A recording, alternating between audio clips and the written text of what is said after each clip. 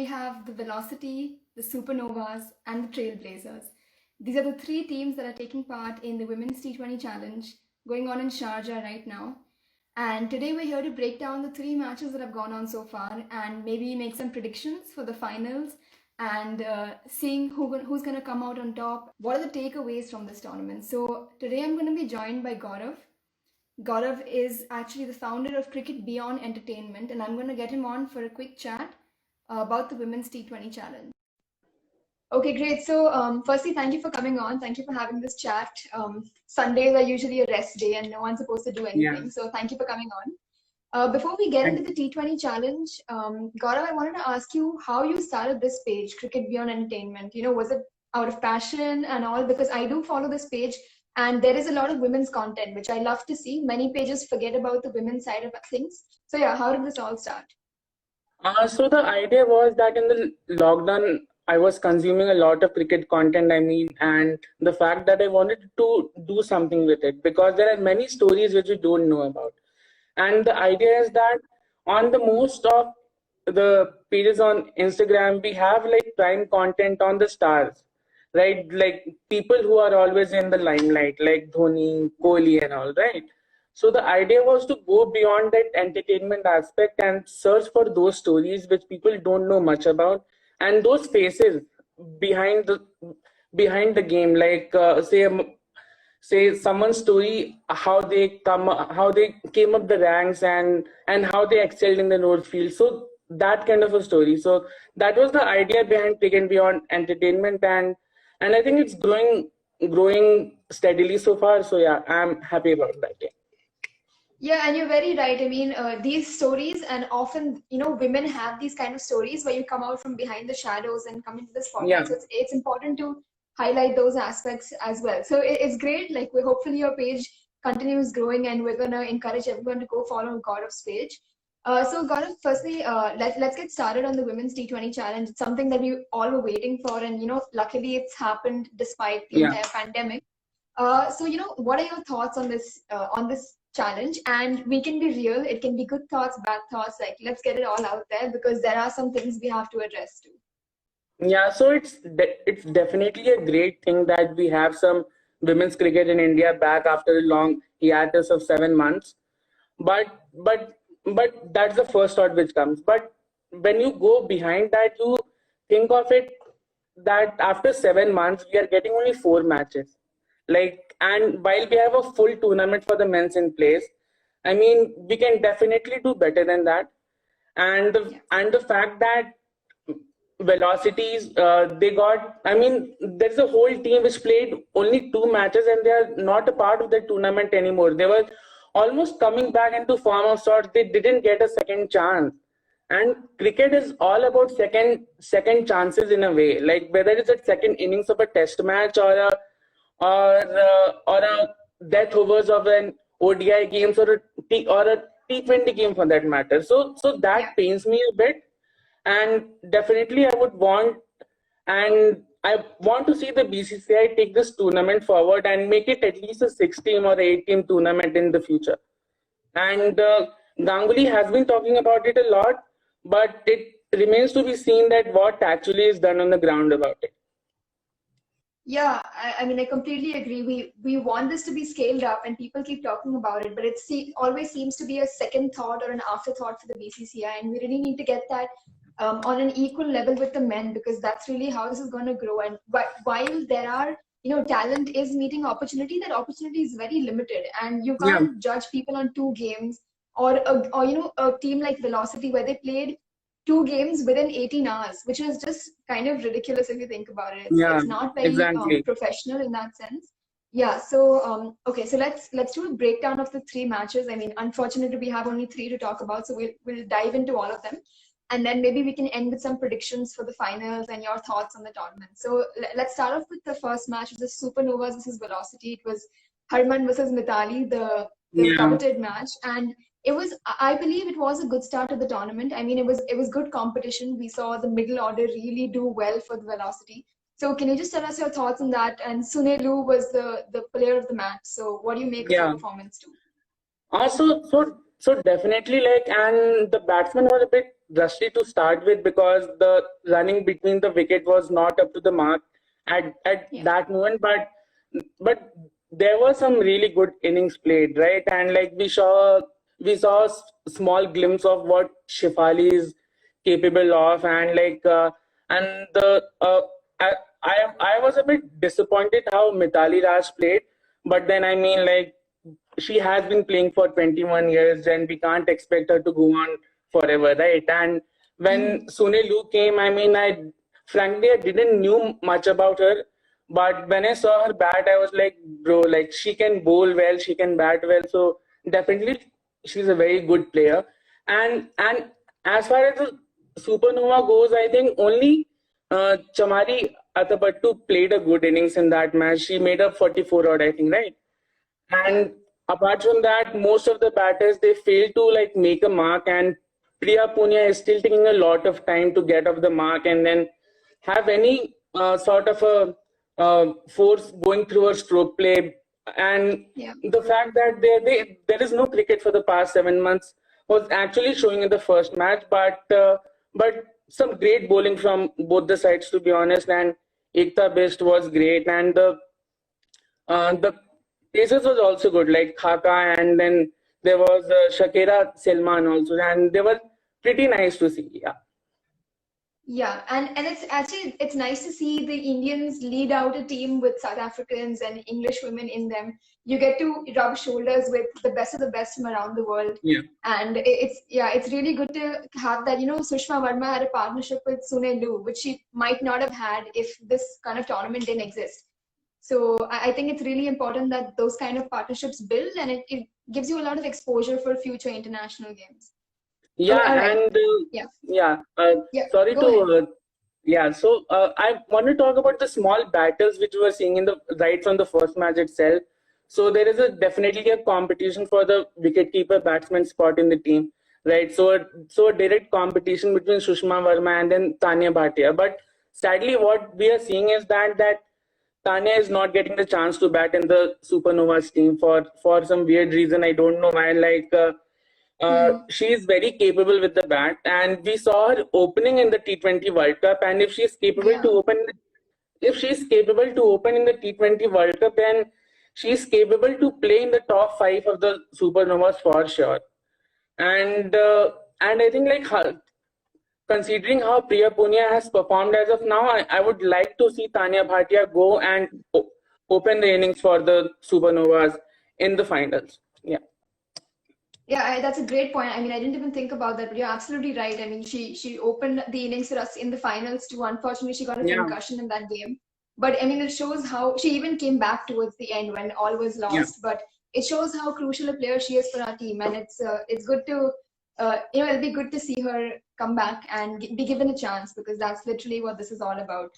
So yeah, I mean that game ended at night, and then we see the next afternoon Velocity are back at it. Somehow the scheduling people thought it was okay to have professional athletes back on the field, but I mean they did what they could, and we really saw like a lopsided, very, very kind of scrappy game, which just ended within I had a class going on at that time, and it ended within the duration of my class. So that was quite not quite unusual. So what do you make of that? I mean, Trailblazers came out all guns blazing. When you talk about professional cricketers and their regime and their schedules, I mean, yes, that they have to be on the feet always. They have to be ready to play 2 consecutive games every day. But keep in mind that they had a 7-month hiatus, then they had a 8-day quarantine in Bombay, then they had a 6-day quarantine in Dubai, and then they have to travel from Dubai to Sharjah to play the match. And they are based at Dubai, but they're playing at Sharjah. And the match ended around 10:30 around, right? So definitely they must have reached their hotels after midnight. Now again, they have to wake up early morning for a day game. And they wake up early morning, they travel from Dubai to Sharjah. You can't expect them to be at their best, right? And I get the point that as professional athletes, you don't want them to give excuses, but a grueling schedule which is cruel at some points has to play a factor in the performance. It doesn't take away the fact that some very poor shots were played, and I expected Shefali to and especially like Danny White to show some like force into her stroke play and also be a bit more sensible about their strokes, right? But that was disappearing from the whole of velocities lineup, like Mithali, Shefali, and Veda. They all got out in the same way, like trying to play a very cute shot on a ball which is going to hit the stumps at pace. Like you can't play that shot. So along with some poor batting, the schedule also had a role to play in that. Yeah. Yeah, but And then where we apart just from try to that, find balance, I guess, between. Yeah, go ahead, go ahead. yeah, and apart from that, it was definitely a great bowling performance. I mean, Jhulan was brilliant. Like I wonder why she has taken a. I mean, she's not there in the T20 format anymore. Like she should play for India. She's the best fast bowler at display, right? And we have some good fast bowlers playing this tournament. So definitely she can play as the top seamer for India. And then Sophie was just mind-boggling. I mean, I have hardly seen a left-arm spinner playing with such guile. You know that she doesn't spins the ball much, but the craft is there in her change of pace and the dip and the drift which she gets on the ball. So because of that, the batsman plays for the spin, but it doesn't actually spins. It goes on with pace and clashes in your stump. So you don't know what has actually happened with you, right? And so that is a great skill to have for a bowler, and England are so lucky to have her. Yeah. And I mean, that's the reason she's the ranked #1 T20 bowler. Yeah. And Jhulan, if you're watching this, it's a humble request to please unretire and come back, play for India. You still have it in you. And yeah, that's a very humble request from Gaurav and myself. So, I mean, again, with Sophie and the other bowlers, we have Rajeshwari and Deepthi and Jhulan. They all, I mean, every time they came on, it seemed like they were just getting wickets and leaving. So Yeah. we had 2 chances where they almost had hat tricks. And do you see this in cricket where when something starts crumbling, does the momentum sort of just snowball into a lot of morale loss and confidence loss? Yeah, definitely. I mean, the fact that when 3 or 4 of your main wickets they fall within the 4 or 5 overs, and it's very hard for a young cricketer to go and build a team sitting at that point, right? So when you have Daniel White, you have Shefali, you have Mithali, you have Veda, when all 4 of them are out within the 6-over mark, I mean, it's very hard for any team to go on and win the game from that point.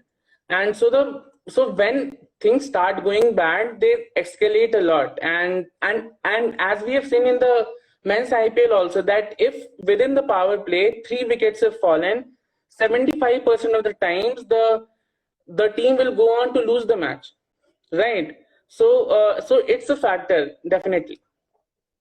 Mm-hmm. Yeah, and I mean, the chase total was so small that we didn't see a lot of batting from Trailblazers. Sort of the Yeah. top 3 finished the job off. But in the third match, we go on to see a good batting performance from both teams. And I mean, that was probably like the pick of all the matches. It was the closest. Yeah. There were higher stakes for Supernovas, especially who had to win to qualify to the finals. So yeah, what did you kind of make of again? Firstly, before we reach that match, Chamari Atapattu, like what do you make of her? She's had 2 matches. She's got 111 runs so far. I mean, just what a star. Just to like say one sentence, she's the best batter of this tournament so far, and not only because of the fact that she's very sensible, like she doesn't goes like bang bang bang bang bang. Like if she plays a shot, like she makes sure that she makes a non-striker play along with her at the same time. And in yesterday's match, because she was going very sweetly, but Priya Punia was not. So it was very clear that she was going and talking to Priya and making sure that she's not like she's there in her groove, like, and trying to get some runs for her team, which Priya was not able to do. But Chamari was brilliant, and the fact that she's very cautious against fast bowlers, but she absolutely massacred the spinners, and like the Trailblazers have a good lineup of spinners with them. right? And they have Salma, they have Rajeshwari, Sufi, and none of them were able to make an impact on her stroke play, and she lost a bit of like the flow after the power play, but her innings of the power play was supreme, and the sixes she was hitting, they were actually going into the stands and so effortless, right? And against the spinner, so the best stroke play in this tournament so far, definitely. Yeah, and in her post-match press conference, she says that I'm here to kind of play with the best and inspire a lot of people. And do you see her as a sort of like a veteran player who's inspiring even Indian youngsters? Forget about like Sri Lankan youngsters back home. Yeah, definitely. And like I talked about Priya Punia, but like जब match चल रहा था, I mean, we could clearly see that when she was there in the dugout, she was constantly talking with someone or the other, like some young Indian player going and talking to her, and she was very animatedly talking to them, like she was shadow batting, and like the I think like she was very well in there with the girls there, and the fact that they have a presence like Chamari in their dugout, I mean the Supernova players would have benefited a lot from that. Yeah, and so I mean, out of the three teams, you've seen Velocity's opening pair, which was supposed to be the blockbuster one, didn't really fire, and we have Supernovas where we have Chamari up there and Priya Punia sort of struggling here, and then we have Trailblazers where Deandra Dottin and Smriti Mandhana kind of make a good combination. I mean, none of them have done exceptionally well, but good enough to give a start to the team. So, what do you make of Dottin and Mandhana's kind of partnership at the top? Yeah, and that's like the I mean, Dottin game is very fiery, right? And that she tries to hit whatever is coming her way. And with Mandhana, you have a very sensible approach to batting. But it doesn't mean that Dottin is not like making runs or sort. Like even in the first match, they had a very small target, but it was Dottin innings which comes to mind.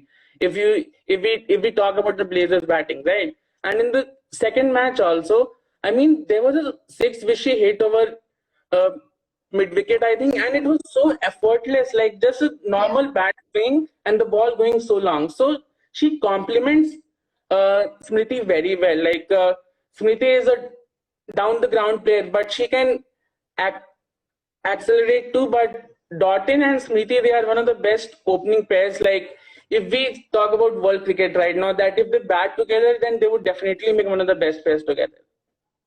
And talking about Smriti, she's quite young still, but do you see her as a good leader and a capable leader for the Trailblazers team?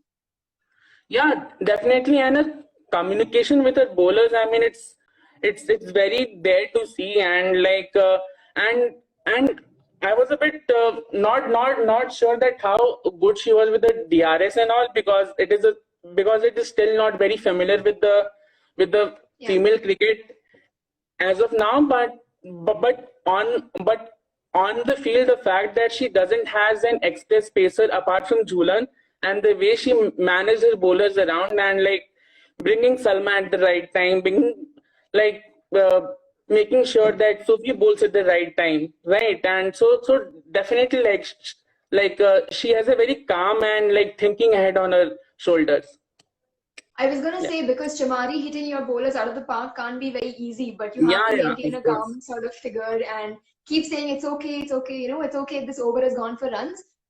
Do well in the field, you'll be back stronger. I think that's really important, and I mean, I really love even just watching her set the field and talk to her team, because that's a big part about cricket. It's about person-to-person communication. And so one person I want to talk about is Chantam, who's a Thai player. She's the first Thai player to hit a 50 at the World Cup, and she's the first Thai player to play in any women's league such as this one. But we haven't really seen too much of her. I don't know where she's gone wrong. She's a batter, like a batter through and through. We've seen her on the field, but she hasn't come in to the Trailblazers lineup. So what do you make of that? Yeah, and it's actually like mind-boggling to me when you have a good player like Chantam who can play in the middle order, like play an anchor role, and she can accelerate whenever it is like on the cards, and if you see the batting lineup of the Blazers, you have Dottin, Smriti, and then you have Ghosh at 3. But I think Chantam can come and play at 3. because whatever we have seen from Ghosh, I mean, she's a good prospect for India, definitely. But currently, like when you have Chantham, you have to play her at 3 because she made that 50+ score in the World Cup, and then we know that she can bat pretty well in the middle overs, right? So I think Chantham can come at 3 with Deepti and 4, and then Hemlata and Harleen and all, they can make the middle order afterwards. But one thing I have to say about the Blazers batting order, I think Harleen is a great player, and they have not. She needs, I think, 2 or 3 more overs to play. So if she goes before Hemlata for that matter and plays at 5 for the Blazers, she would do really well. And just because of the fact that her shots are very clean, right? And the shot which she played on the मतलब जो फिर कल के match में that went for a 4, and afterwards, I mean, it was her innings which brought the Blazers so close to the total. So Yeah. Harleen should definitely play at 5 and Chantham at 3. Yeah, and I was gonna say I was really happy to see Deepti and Harleen, like 2 Indian youngsters, actually Yeah. find a very stable middle order, because India struggles with middle order. We've seen that time and time again. After the top 4 are out, we're like, okay, what's happening? So it's good to see that they're cultivating this middle order strength because, I mean, after Veda and all, we need a new batch coming in. And Yeah. you're right. I mean, I hope we see Chantam at 3 because she is a very, very exciting young prospect and she's in the playing 11. So obviously they know her capabilities and they have backed her. So we want to just see that translate into sending her out there, padding her up and seeing what she can do. Yeah, and apart from that fact, I think Harmanpreet Kaur talked about that they need a middle order batsman in India who can strike big. And I think Harleen is very well suited for that role because she will give you 4 overs. Her leg spin is more than good for the team, and we saw that she bowled in a dead to Harmanpreet Kaur and got her wicket and everything. So that shows that she has the skill which is there to bowl well, and the fact that her batting is also supplementing it. So I think like she can be that player who can fill that 5 number role in the Indian team as of now. Yeah.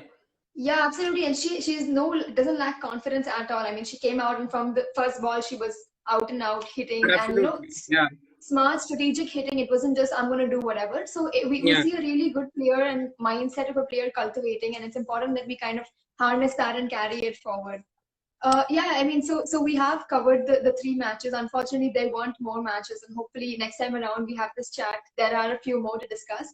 But Gaurav, the final is tomorrow. It's Trailblazers versus the Supernovas. Smriti versus Harman. What do you kind of make of it? Any predictions? Any thoughts? So I think it's very close to call. Like if you see the teams on paper, and as far as how this like the tournament has gone so far. So the only Blazers team is that they don't have an express fast bowler, right? And the fact that Chamari Athapattu at the top has massacred the spinner so far. So the fact that the Blazers don't have a fast bowler apart from Jhulan can come into play. And if Supernovas bat on a fresh wicket, you can expect Chamari Athapattu to go berserk. And then they have Jemimah, who hasn't had much to do so far in this tournament, and I'm sure a big innings is coming from her for sure. So if Supernova gets to bat first on a wicket which is fresh, so you can expect the Supernovas to make most out of that pitch because they have the batting for that. They have Harmanpreet coming at 4, and then they have Sashikala coming at 5, and that is a good batting lineup there. And the problem with Supernova so far, I think, has been their lines. I mean, the fact that apart from Radha Yadav, we haven't seen their spinners actually doing so well. I mean, Sashikala was good in the first game, but apart from that, it was mind-boggling that why wasn't Poonam Yadav given more than 1 over, right? And the fact that she was given her first over in the 18th over, and it wasn't as if that she wasn't fit. She was there on the field all the time. And Poonam Yadav in any 20 in any T20 team has to be the strike bowler. So for me in the finals, Poonam Yadav would be the key for Supernovas bowling. And and as far as the Trailblazers go, they have a good batting lineup. And the only problem I see is their middle order not performing. That if Deepti doesn't perform, or if Harleen fails to actually go big, then they have a serious problem with their batting. And so I think like Supernovas are like 60-40 ahead at this moment. Yeah, for winning this tournament. Yeah. So you've predicted Supernovas then, and I really like that you took the toss and the pitch into account, because the toss sometimes you go like, it's okay, I'll get to bat either way, but it really plays a factor in what the pitch conditions are. So since you've taken Supernovas, I'm gonna go ahead and take Trailblazers. And I actually have a little bit of memorabilia from last time around. I actually have this cap signed by Smriti and Jhulan. Yeah, I went to the finals in Jaipur, and Trailblazers hadn't made it to the final, so they were kind of sitting in the stand too. And I kind of went up to them and I got a few signatures. So I'm going to be backing my Trailblazers team all the way. And okay, so 2 questions for you then. Who's going to be the highest scorer in the final, and who's going to be the highest wicket taker? I think the highest scorer will be Jemimah, and the highest wicket taker, I think, Jhulan. Okay, interesting. So I'm going to go with Deandra for the highest run scorer, and I'm going to say highest wicket taker. I'm going to go with your player and say Poonam Yadav, because you've taken my Jhulan. So okay, so these are our predictions, and let's see how this pans out. Tomorrow is going to be exciting. Obviously, we've got the men's IPL also going on, but women's IPL is a little bit closer to home. We're going to definitely stay tuned and watch that. Yeah, Gaurav, any last thoughts, about what you would like to see from the 2021 edition of this tournament? Definitely a bigger tournament, because it's like it's disgraceful that with the amount of money the BCCI has pouring in, you are organizing almost an exhibition tournament of four matches, and it's great that they have got the sponsors on board, but definitely we can do better than this. I mean, the Aussie fans or the Black Caps fan, I mean, they are actually like trolling the Indian fans on Twitter that what kind of a tournament that you guys are having with the so much money with the BCCI and everything on their hands. Definitely a 6-team tournament is very, very possible, and Dada has actually talked about it, and he wants that to happen. So I'm a bit hopeful about that, and as the tournament would be happening in India, and hopefully the COVID situation becomes better and we could actually go into the stadium and see the match, because the crowd was pretty good in Jaipur, like in 2019. So we can expect the same thing when it happens in India, and a bigger tournament, of course. Yeah, so BCCI, I mean, if you're listening to this, we want a tournament that is not scheduled side by side with the WBBL. We want the likes of Elise Perry, Alyssa Healy, Megan Shute, all of them to come over. And if you think that, these players are going to take spots of the Indian players, have more teams, give more opportunity to more people. And we really see that there is a market for this. I mean, people are watching, people are talking about it. The players are like playing really well and having close games. So it's important that we as viewers and as organizing bodies push this forward, because the athletes are doing their job, and it's on us to kind of push them and continue this. So hopefully we do see a better season, and hopefully the Trailblazers win tomorrow. We'll see. But Gaurav, thank you for joining me on this chat, and everyone who's watching, go and follow Cricket Beyond Entertainment. It's Gaurav's page. He started it, and it's a passion project. He posts about every day. He's posting about the games at night. He's analyzing the players' scores and breakdowns and strategies. It's very, very interesting. And if you miss a game, you can actually recap it on his page too. So I would encourage everyone to go follow his page. And Gaurav, thank you for joining us on this chat today.